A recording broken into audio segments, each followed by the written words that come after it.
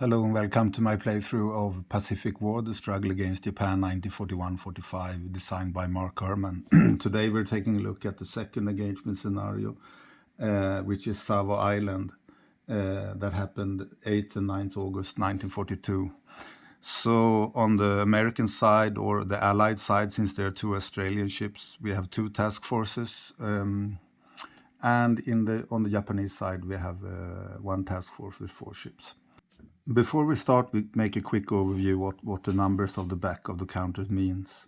So if we have a look at Furutako, we can see this is the back side of the counter, and in the bottom you can see a row of 3 numbers. That's the gunnery, and the strength depends on the range. So on the left you see a 3, that's for short range, the gunnery strength, and the 1 is medium range gunnery strength, and the 0 on the right is the long-range gunner length. Above right you see a T21, and that means torpedo, strength 2 short range and strength 1 medium range. And in the upper right corner is the bombardment strength, which will not be used in this scenario. Also we see of course the name and the unit designation. Okay, so let's get going. The first thing that happens in the naval combat cycle is the naval combat determination phase. In this phase, you figure out if the task forces that are in the same enemy task forces that are in the same hex have combat with each other.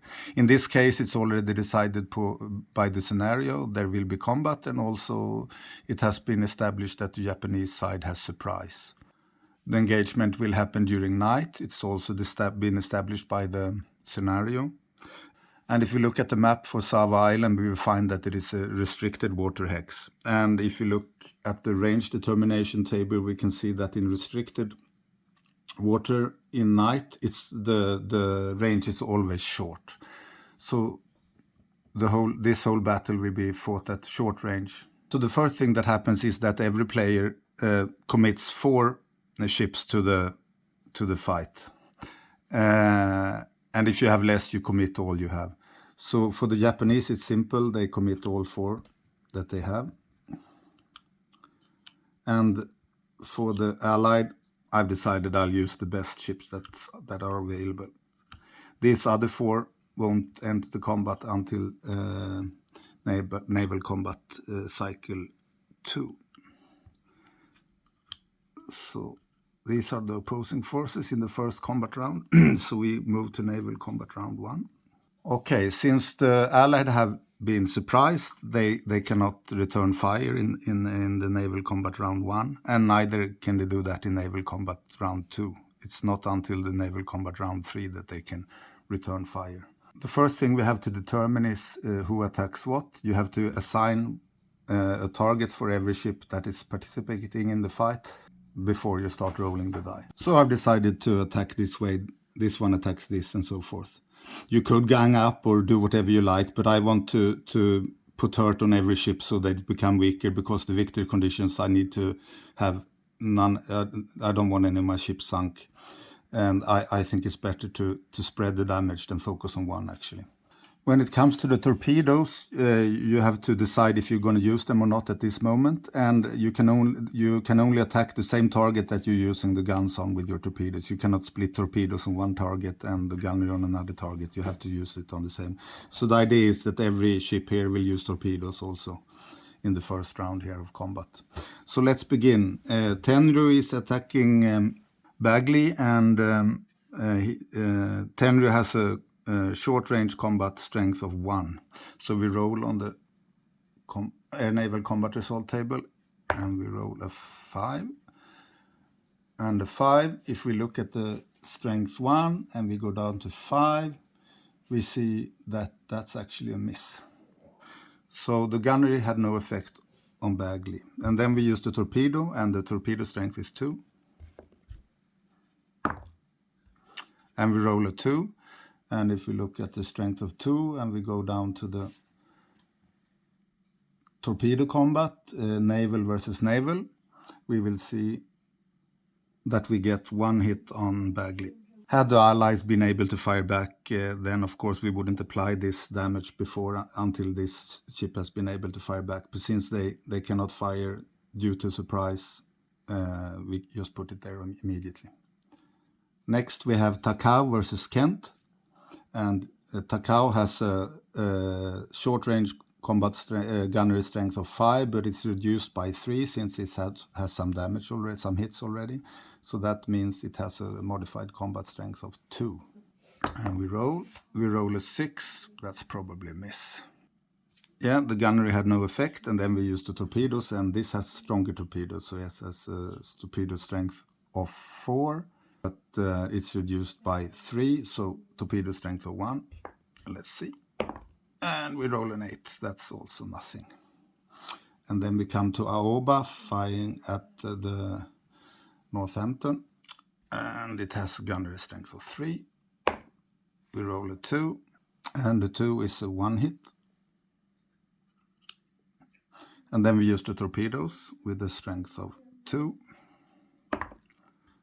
We roll a 5, so that's a miss. And the last attack is Furutako attacking New Orleans. It has a gunnery strength of 3. And we roll a 9, that's for sure a miss. And then we use the torpedo of strength 2. A 4. And a 4 is also a miss. So not very successful first battle round. Now we move on to the naval combat round 2. And still the surprise effect has effect, meaning that the Allied cannot return fires. The first thing we do is we commit another 4 ships into the combat. That means that all the American ships will be in combat. Okay, the next thing that happens is that every player makes a range bid. But in this scenario, since it's in restricted water, you can only bid short or withdraw. And according to scenario rules, the Allied player cannot bid withdraw. So the only option here in this part of the phase, the only thing to decide is the Japanese going to bid short or withdraw. And since we need to sink the amphibious assault, the plan is, of course, to stay and fight. So the next thing that happens is that we decide who attacks who, and the plan is to gang up on the amphibious assault, of course, to try to sink it, since that's the victory condition. Considering the bad luck I had the first round, I've decided to gang up on the poor amphibious assault. So every ship is attacking the amphibious assault. And I just realized I forgot something. I have to use the torpedo markers to signify that I've used my torpedoes once. When it comes to torpedoes, the Allied, they have 1 volley per operation, and the Japanese, they have more torpedoes, so they actually have 2 volleys per operation. So in this case, the Japanese ships have 1 more volley that they can use. So every ship is attacking the amphibious assault, and everyone is also using torpedoes, and hopefully we can sink the amphibious assault. So first we have Tenryu attacking with gunnery, and it has a strength of 1, so we roll on the gunnery with a gunnery strength of 1. And we roll a 3. And a 3 is a miss, and then we use the torpedoes with a strength of 2. We roll. And that's a 5, that's probably also a miss.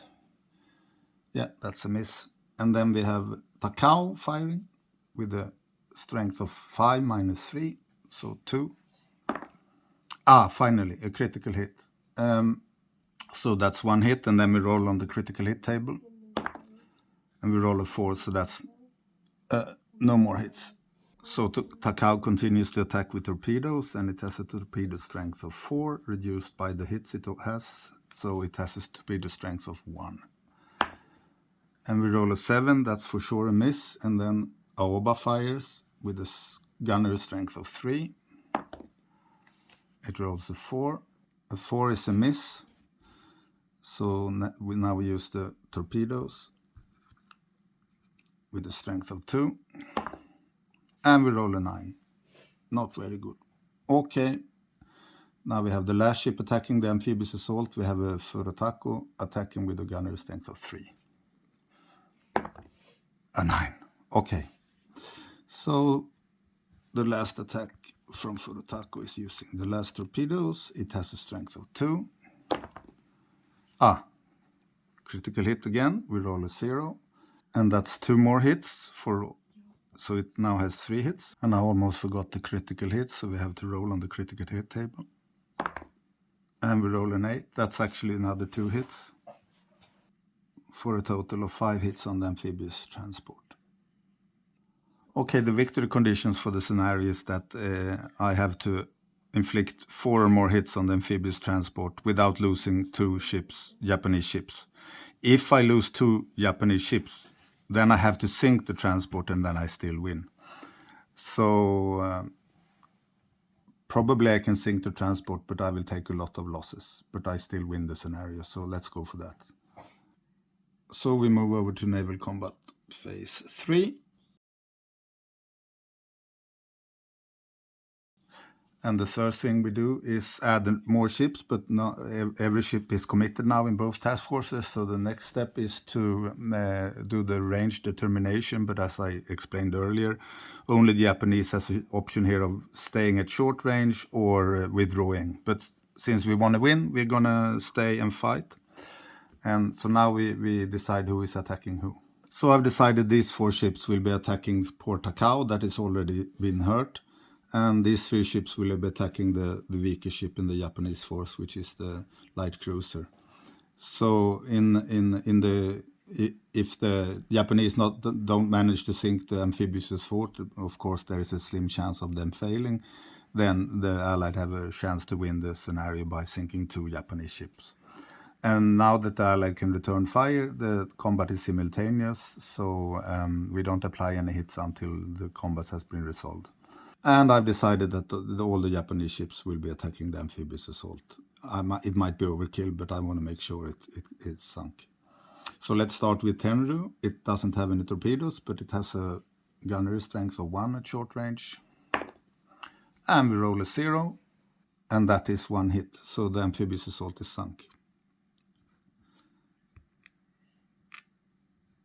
So this is a bit suicidal. They managed to fulfill the victory conditions by sinking the amphibious assault, but now they will take a lot of hurt. So no more ships can fire because they were all designated to attack the amphibious assault, which might have been a bit of an overkill. But anyway, that's how it is. So the Japanese are done. And now, hopefully, the Americans don't put too much hurt on the Japanese.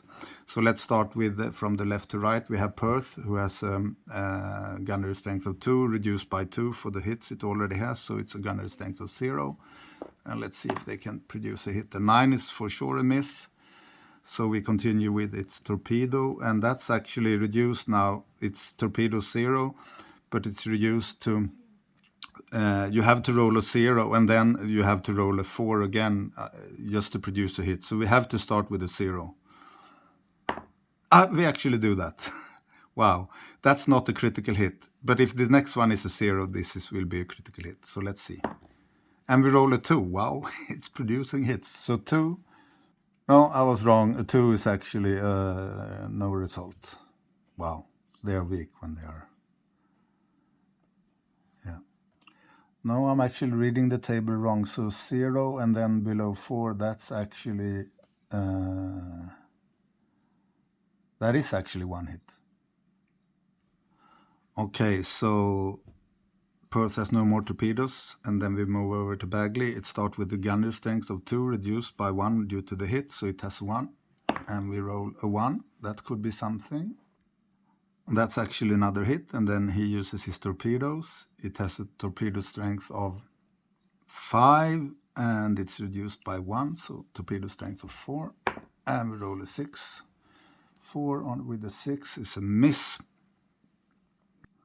And now we have the Kent, who might put a lot of hurt on the poor Tenryu here. It has a gunnery strength of 5. And of course we roll an 8, so that's probably nothing. 5, 8, yeah, that's a miss. Okay, so Tenryu survived this attack, and then we have the Atlanta attacking Takao, and it has a gunnery strength of 0. So we roll, and we roll a 0 actually. That's good, that's a critical also. So that's 1 hit, and then we roll on the critical table, and we roll a 4, that's nothing. So 1 hit. So now we move to the Benson, and it has a gunner strength of 2, but it's reduced by 4, so it becomes this special attack that it has to roll a 0 and then below 4 to have any type of result. So we start with a 0, hopefully. No, that's a 6, so it misses. And then it tries to use his torpedo, strength 4, reduced by 4 is a 0. And we roll a 6, that's nothing.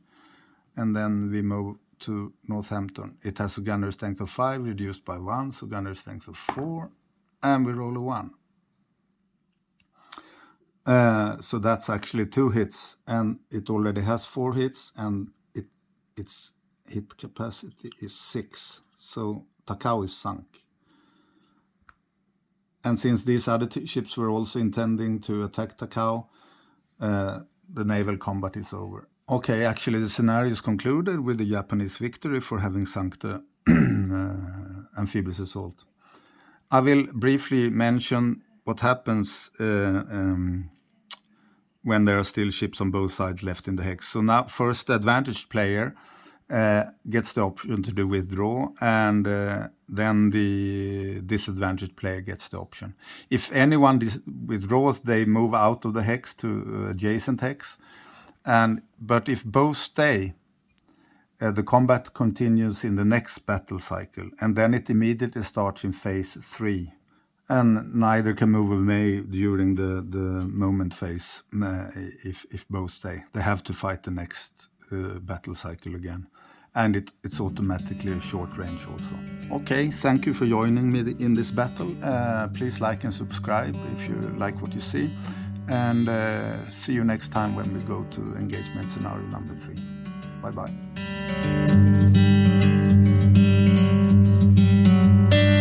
I'm driving down an empty freeway, no waiting for the light to change.